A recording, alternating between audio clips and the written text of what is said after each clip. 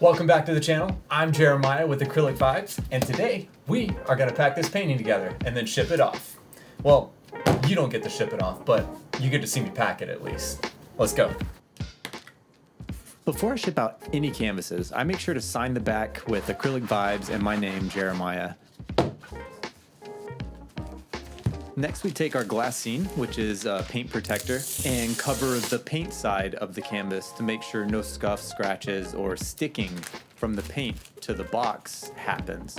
If you just wrap the canvas in a box, there's a possibility that, along the way, you'll get scuffs and scratches if you're not protecting it with glassine or parchment paper, something like that.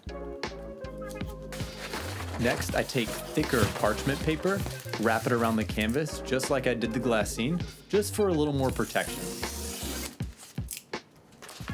Again, I have my tape ready to go as I need it.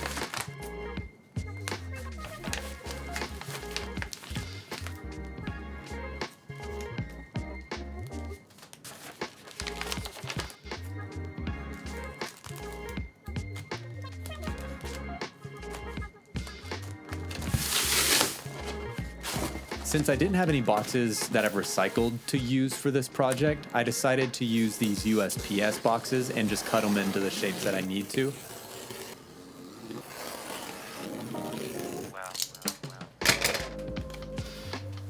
Right now I'm cutting out the corners of each side of the canvas just to make sure the box closes properly.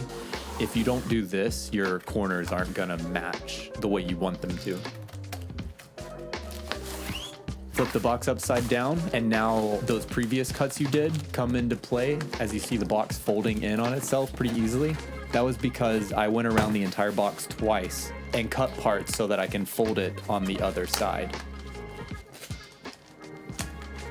And then instead of cutting my second box, I just fold it the other way as a top protectant layer. Now we have to tape the whole thing together. So I go around the box 2, 3, 4 times, depending on how heavy or big your canvas is.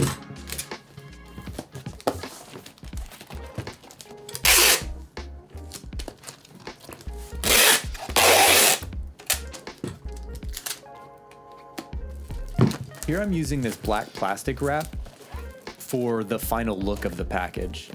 I tape it off and then wrap around the entire package a couple times. Doing this has a couple advantages. It gives it a sleek look, nice black sleek look, as well as another protectant layer. I really like using the black plastic to finish off. After you've wrapped the box a couple times, cut the rest of the black plastic off and then fold in your 2 top corners. Make sure you brush all the air out of the package or you're gonna trap a lot of air inside of the package and it's gonna be really bubbly and you don't want that.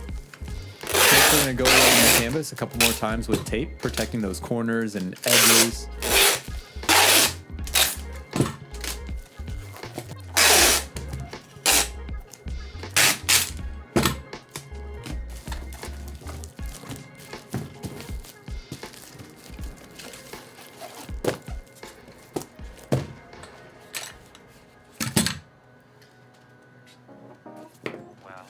Instead of using fragile tape, I use these fragile stickers. Either one works, but I like the stickers a lot. They're cheaper, you can put them wherever you want, and they're easy to use. And that's how I pack most of my paintings.